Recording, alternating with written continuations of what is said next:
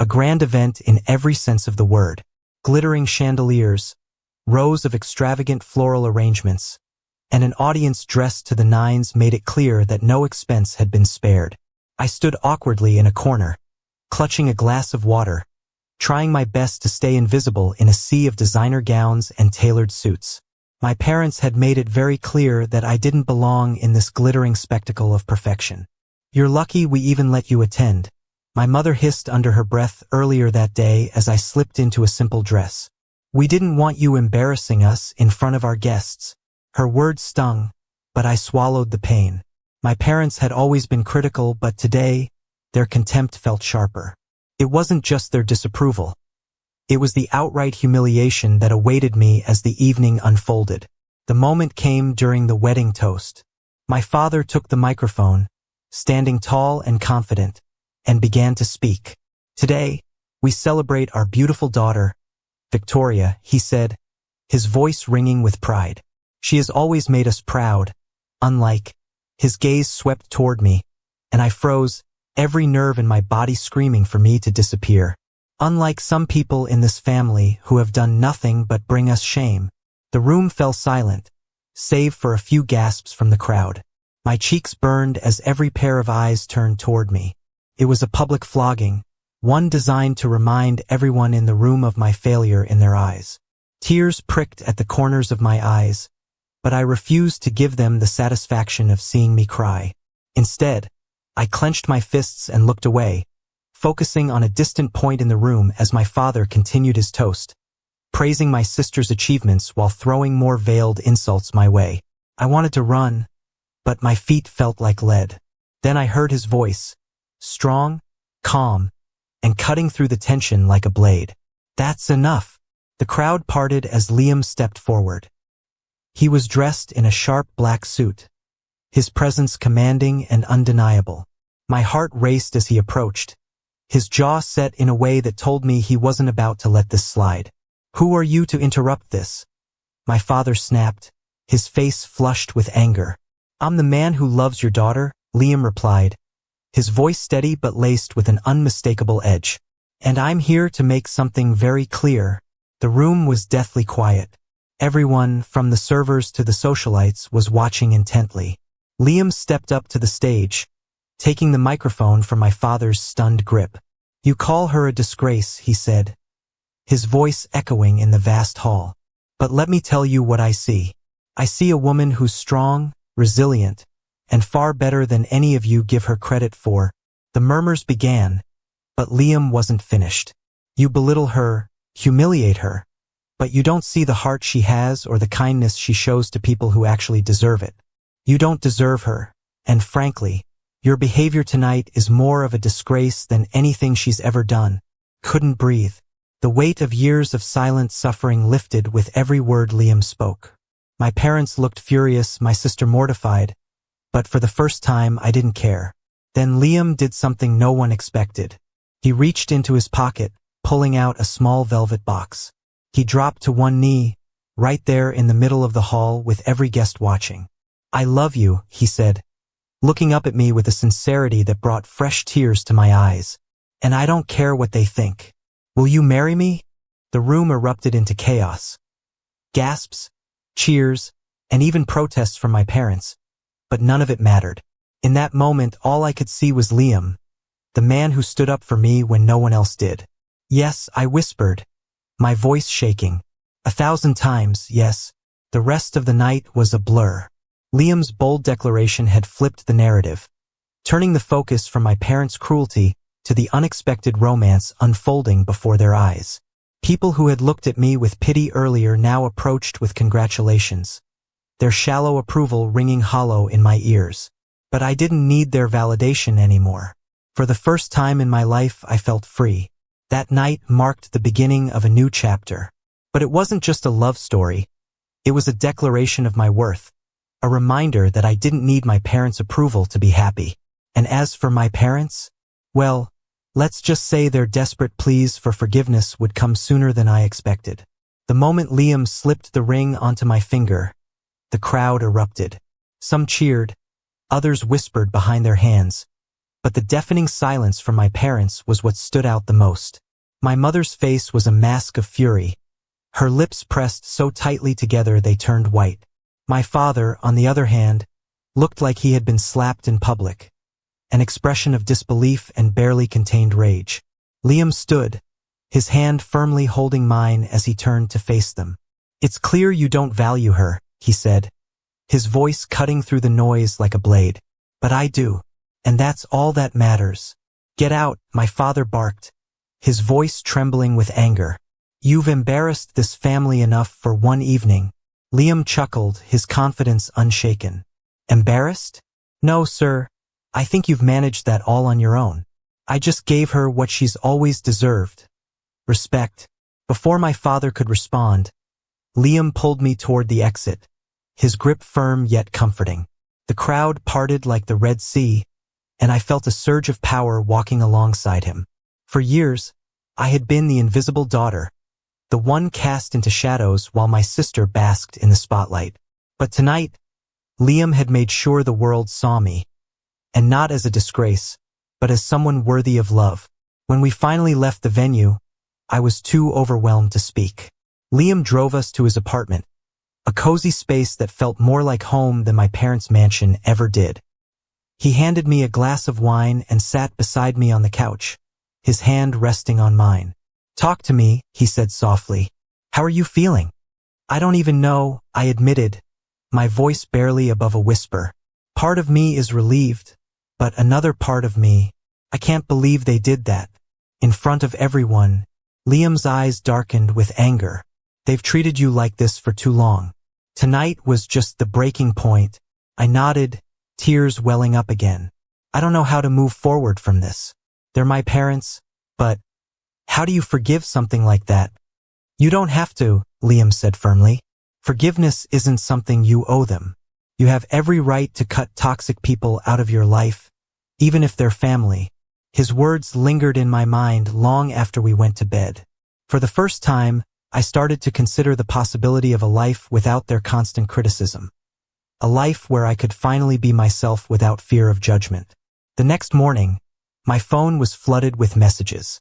Most were from extended family members offering hollow apologies or trying to justify my parents' behavior. But the one message that caught my attention was from my sister, Victoria. "We need to talk. Meet me at the cafe on 5th at noon." Reluctantly, I agreed. When I arrived, Victoria was already seated, her usual air of confidence replaced by something that looked suspiciously like guilt. "I want to start by saying I'm sorry," she began, her hands clasped tightly around her coffee cup. "I didn't know they were going to do that. If I had, I would have stopped them." I raised an eyebrow. "Really? Because you've never exactly stood up for me before." Her face flushed. "I know, and I'm not proud of it. But last night, even I was shocked. It wasn't fair to you." I crossed my arms, leaning back in my chair. "Why now? Why apologize after years of letting them treat me like I'm less than you?" Victoria hesitated, her gaze dropping to the table. "Because I realized something last night. No matter how much they've praised me, no matter how many times they've called me the perfect daughter, it doesn't mean anything if it comes at the expense of my sister." Her words caught me off guard, but I wasn't ready to forgive her just yet. "You're only saying this because Liam embarrassed them in front of everyone. If he hadn't, would you still be sitting here?" Victoria flinched, and I knew I'd hit a nerve. "Maybe not," she admitted. "But does it matter? I'm here now, and I want to make things right." I wasn't sure if I could trust her, but a small part of me wanted to believe she was sincere. "You have a lot to prove," I said finally. "Apologies are easy. Actions aren't." She nodded, her expression somber. "I understand. Just give me a chance, okay?" Over the next few weeks, Victoria's actions began to match her words. She started standing up to our parents, calling them out when they tried to demean me, and even reached out to Liam to thank him for what he did at the wedding. Meanwhile, my parents remained stubbornly silent. They didn't reach out, didn't apologize, nothing. It was as if they were hoping the whole situation would blow over, that I would crawl back to them like I always had. But this time I was determined to stand my ground. Weeks passed without a word from my parents. Their silence, though predictable, still stung. I couldn't shake the sense of being abandoned. Even if I had finally begun to accept that their love came with strings I was no longer willing to untangle. Liam, as always, was my anchor. He supported me through the whirlwind of emotions that followed the wedding, his unwavering presence reminding me that I wasn't alone. Still, a part of me yearned for closure, an apology, an acknowledgement, something from the people who were supposed to love me unconditionally. That closure came sooner than expected, though not in the way I'd hoped. One evening, as Liam and I were settling in for dinner, my phone buzzed with a text message. It was from my father. "We need to talk. Come home tomorrow. Noon." My stomach churned as I stared at the screen. There was no apology, no warmth, just a curt demand. Liam leaned over, reading the message, and frowned. "You don't have to go," he said, his voice firm but gentle. "You don't owe them anything." "I know," I replied, my voice trembling. "But I need to hear what they have to say, even if it's just to confirm that walking away was the right decision." The next day, I arrived at my parents' house feeling like I was walking into a lion's den. The grand, cold mansion loomed above me as I stepped out of my car, memories of countless humiliations and criticisms flooding back with every step I took toward the door. My mother opened it, her expression unreadable. "You're late," she said, her tone sharp as ever. I bit back a retort and followed her into the living room, where my father was waiting. He sat in his usual chair, his posture stiff and his face set in a scowl. Victoria was there too, seated on the couch with a wary look on her face. "We wanted to discuss what happened at the wedding," my father began, his tone clipped. "Your behavior was unacceptable." "My behavior?" I blinked, stunned. "Are you serious right now?" I said, my voice rising. "You publicly humiliated me in front of all your guests, and you think my behavior was the problem? You disrespected this family by allowing that man to speak out of turn." My mother interjected, her voice cold. "And then to accept his proposal without even consulting us? Do you have any idea how that made us look?" "Made you look?" I repeated, incredulous. "This isn't about you. This is about how you've treated me my entire life. I've been nothing but an afterthought to you, a scapegoat for your frustrations while Victoria got all the praise." "That's not true," my father snapped. "We've always treated you fairly." I laughed bitterly. "Fairly? Is that what you call it? Publicly calling me a disgrace at my sister's wedding? That's fair." Victoria, to my surprise, spoke up. "She's right," she said quietly. "What you did was wrong. You crossed a line." My parents turned to her, stunned. "You're taking her side?" my mother asked, her voice dripping with disbelief. "It's not about sides," Victoria said, her voice gaining strength. "It's about admitting that you went too far. You owe her an apology." My father's face darkened. "I don't owe her anything," he said, his tone final. "She's been a disappointment since the day she was born." His words hit me like a physical blow, but this time I didn't break. Instead, I stood, my hands shaking with anger. "Thank you for making it clear where I stand in this family," I said, my voice trembling but resolute. "I don't need your approval, and I certainly don't need your toxic version of love." I turned to leave, but before I reached the door, Victoria called after me. "Wait, I'm coming with you." Victoria's decision to leave with me was as shocking as it was validating. As we drove away from the house, she explained her reasoning. "I've spent my whole life trying to live up to their expectations," she said, her voice thick with emotion. "But no matter how much they praise me, it's never enough. Watching how they treated you made me realize something. This isn't love. It's control. And I don't want any part of it anymore." Her words brought a lump to my throat. For the first time, I felt like I wasn't alone in my fight to break free from our parents' suffocating grasp. The weeks that followed were a whirlwind of change. Victoria moved into a small apartment across the street from Liam and me, and our relationship began to heal. She apologized again, this time with a sincerity that left no room for doubt. Slowly, I started to let go of the resentment I'd harbored for so long. Liam, ever the supportive partner, encouraged me to focus on my passions, something I'd always been too afraid to pursue. With his help, I enrolled in a design course, a small step toward reclaiming my sense of purpose and identity. As I began to rebuild my life, my parents' attempts to regain control became more desperate. They sent letters, messages, even tried to involve other family members to guilt me into returning. But their efforts only strengthened my resolve. The turning point came when they showed up unannounced at Liam's apartment. What followed was a final, explosive confrontation that forced everyone to confront the ugly truth about our family dynamic. It was a quiet Sunday morning. Liam and I were enjoying a rare moment of peace, sipping coffee on the balcony, when the knock on the door shattered the tranquility. I glanced at Liam, confused. We weren't expecting anyone. When Liam opened the door, there they were, my parents. My father stood rigid, his expression stern, while my mother wore her signature mask of faux politeness. Behind them, 2 large suitcases sat on the ground, making their intent clear. They hadn't come for a casual visit. They were here to intrude. "What are you doing here?" I asked, stepping into the doorway, my voice tight with anger. "We need to talk," my father said, his tone leaving no room for argument. "You've made some very poor decisions lately, and we're here to fix this mess." Liam crossed his arms, his protective stance beside me unwavering. "She doesn't need you to fix anything," he said coolly. "She's doing just fine without your interference." My mother scoffed, her eyes narrowing at Liam. "You're the reason she's spiraling out of control," she spat. "You've poisoned her against us." I took a deep breath, trying to steady my nerves. "Enough," I said firmly. "If you're here to lecture me or blame Liam, you can leave now." "We're here because we care about you," my father said, though his tone carried more authority than affection. "You're making a mistake cutting us out of your life. We're family." "Family?" I repeated, my voice dripping with sarcasm. "Is that what you call public humiliation and years of criticism?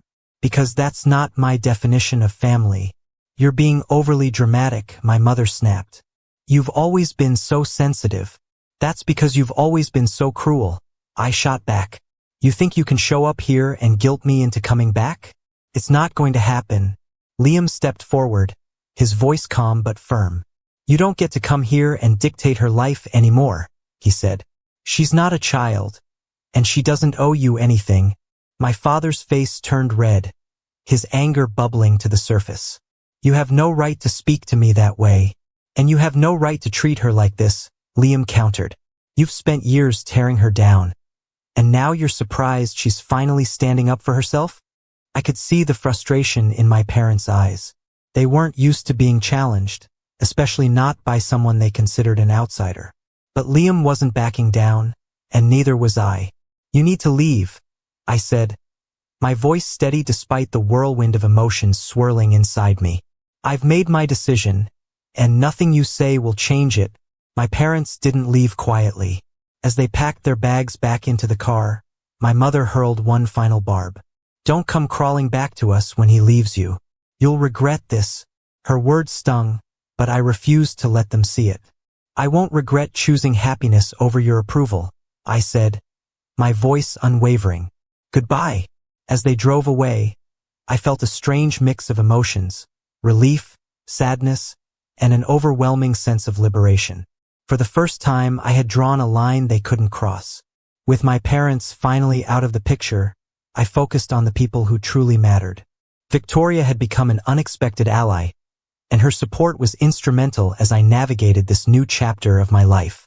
One evening, as we sat on her balcony overlooking the city, she opened up about her own struggles with our parents. "I always felt like I had to be perfect," she admitted, her voice tinged with sadness.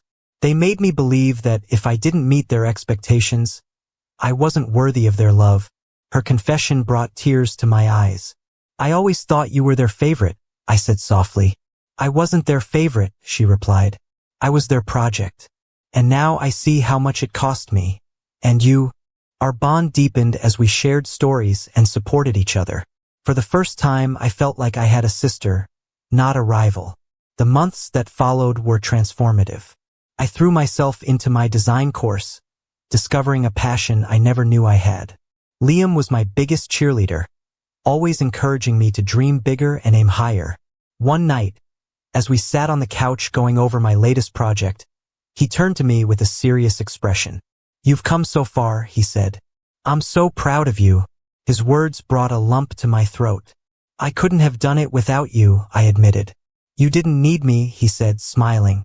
"You've always had this strength in you. You just needed to see it for yourself." While my life was moving forward, there was still a lingering sense of unfinished business with my parents. Though I had no intention of letting them back into my life, I felt the need to confront the pain they had caused one last time. Victoria offered to come with me, and together we planned a meeting that would finally lay everything on the table. The decision to meet my parents one last time wasn't an easy one. Every fiber of my being screamed to leave the past buried, but I knew I needed closure. Not for them, but for myself. Victoria insisted on coming with me, her presence a silent promise that I wouldn't face this battle alone. We arranged to meet at a neutral location, a quiet cafe far from the familiarity of their mansion. The setting was ordinary, but the tension in the air was anything but. When my parents arrived, their expressions were unreadable, though my father's jaw was set in the way I recognized as barely concealed anger. We sat down, an uneasy silence stretching between us. Finally, my father spoke. "So what is this about?" he asked, his tone clipped. "This is about the damage you've done," I said, my voice steady but firm. "And it's about letting you know that I'm done being the punching bag in this family." My mother scoffed, leaning back in her chair. "Is that what you think? That we've been cruel to you?" "I don't think it," I replied sharply. "I know it. You've spent my entire life making me feel like I wasn't good enough, like I was a disappointment. And at Victoria's wedding, you made sure the whole world knew it." "That's not how we saw it," my father said, his tone defensive. "We were frustrated. Yes, but we've always had your best interests at heart." "Best interests?" Victoria interjected, her voice incredulous. "You humiliated her in front of hundreds of people. How is that in her best interests?" My mother's eyes flicked to Victoria, her surprise evident. "You're taking her side?"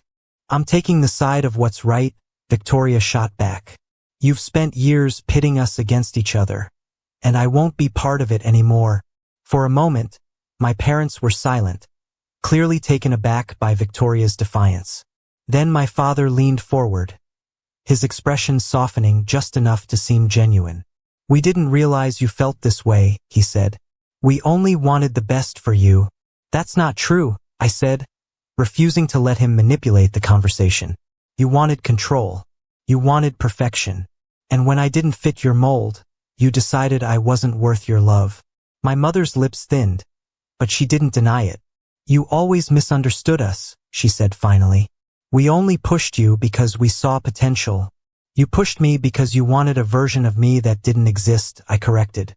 "And in doing so, you destroyed any chance of us having a real relationship." The conversation continued, each word peeling back layers of unresolved pain. Victoria and I stood united, refusing to let them deflect or minimize their actions. By the end of the meeting, my parents were visibly shaken, their confidence eroded by the weight of the truths we had laid bare. "We're not asking for your forgiveness," I said as I stood to leave. "We're asking for you to take responsibility for what you've done. If you're willing to do that, maybe one day we can rebuild something. But until then, this is goodbye." Walking out of that cafe felt like shedding a weight I'd carried my entire life. For the first time, I felt free, not just from their expectations, but from the fear of losing their approval. Victoria and I walked in silence for a while before she finally spoke. "That was brave," she said. "I don't think I could have done that without you." "You're stronger than you think," I said, smiling at her. "We both are." The weeks following that meeting were transformative. Without the shadow of my parents' judgment looming over me, I threw myself into my work and my relationships. My design course became a source of pride, and with Liam's encouragement, I began freelancing for small businesses, creating logos and branding that allowed me to showcase my creativity. Victoria, too, was finding her footing. She started therapy, something neither of us had ever considered growing up in a family that viewed vulnerability as weakness. Slowly, she began to heal from the pressures of perfectionism, and our bond grew stronger with each passing day. Surprisingly, the fallout from the confrontation brought unexpected allies. Extended family members who had witnessed my parents' behavior reached out, offering apologies for not stepping in sooner. While their words didn't erase the past, they served as a reminder that I wasn't alone. One evening, as Liam and I sat on the balcony watching the sunset, he turned to me with a smile that made my heart skip a beat. "You've come so far," he said, his voice full of pride. "I think it's time we start building our future." I laughed, glancing at the ring already on my finger. "I thought we already were." "I mean officially," he said, pulling out a second ring. This one a simple band with our initials engraved inside. "Let's set a date." Tears filled my eyes as I nodded. "Yes, let's." The announcement of our wedding plans brought a new wave of emotions. While my parents remained distant, Victoria stepped into the role of maid of honor with enthusiasm, determined to make the day a celebration of love and resilience. The months leading up to the wedding were a whirlwind of excitement, nerves, and unexpected moments of healing. Victoria threw herself into her role as maid of honor, helping with everything from venue selection to dress fittings. Each step felt like reclaiming a piece of my life that I thought had been lost forever. One evening, as we sorted through color palettes and floral arrangements, she turned to me with a hesitant smile. "You know," she began, "I've always envied you." I blinked, caught off guard. "Me? What's there to envy?" "You've always been real," she said, her voice soft. "You didn't pretend to be someone you're not, even when it meant standing alone. I've spent my whole life trying to be perfect for them, and all it got me was emptiness." Her confession broke my heart. I reached out, squeezing her hand. "You don't have to be perfect anymore," I said. "We're free now." As the guest list grew, the inevitable question arose. Should we invite my parents? Liam, ever the voice of reason, left the decision to me. "It's your day," he said, his hand resting gently on mine. "If you want them there, we'll make it work. If not, that's okay too." After days of deliberation, I decided to send them an invitation. Not as a gesture of forgiveness, but as a way to offer them one last chance to show they cared. Whether they accepted or not would speak volumes about where they stood. 2 weeks before the wedding, I received a reply from my parents. It wasn't a phone call or a heartfelt letter, just a cold, formal RSVP confirming their attendance. I couldn't help but wonder if they were coming out of genuine remorse or a desire to save face. Victoria, ever the optimist, tried to see the silver lining. "Maybe this is their way of trying," she suggested. "Even if it's not perfect, it's a step." I nodded, though my heart remained guarded. The wounds they'd inflicted were still fresh, and I wasn't ready to trust them just yet. The morning of the wedding dawned bright and clear, the perfect backdrop for the most important day of my life.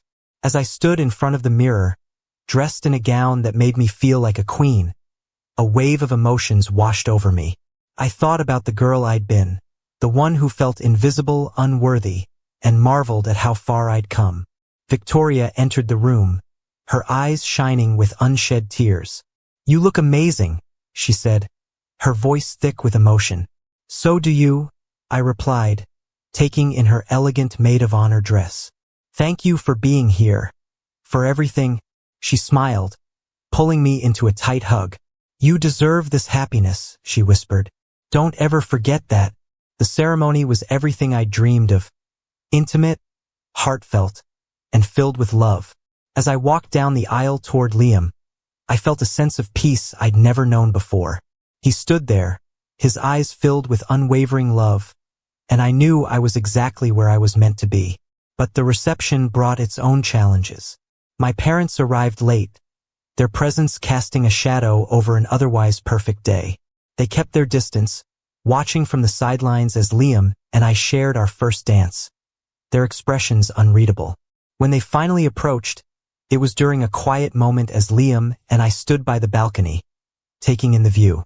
My father cleared his throat, drawing my attention. "You look beautiful," he said, his voice uncharacteristically soft. "Thank you," I replied, keeping my tone neutral. There was an awkward pause before my mother spoke. "We wanted to say, we're sorry for everything." Her words caught me off guard. I searched her face for sincerity and saw a flicker of something that looked like genuine regret. I appreciate that, I said slowly, but words aren't enough. If you truly want to make amends, it's going to take time and effort. They both nodded, their expressions somber. We understand, my father said, and we're willing to try if you'll let us. The rest of the evening passed in a blur of laughter, dancing, and heartfelt toasts. My parents kept their distance, respecting my boundaries, while Victoria shone as the life of the party. Liam's family embraced me wholeheartedly, their warmth and acceptance filling the void my parents had left behind. As the night drew to a close, Liam and I stood on the dance floor, surrounded by friends and family who had become our true support system. He leaned in, his forehead resting against mine. This is just the beginning, he whispered. Our beginning. I smiled, my heart swelling with love and gratitude. I can't wait to see where it takes us. And as the music played and the stars glittered above, I knew I had finally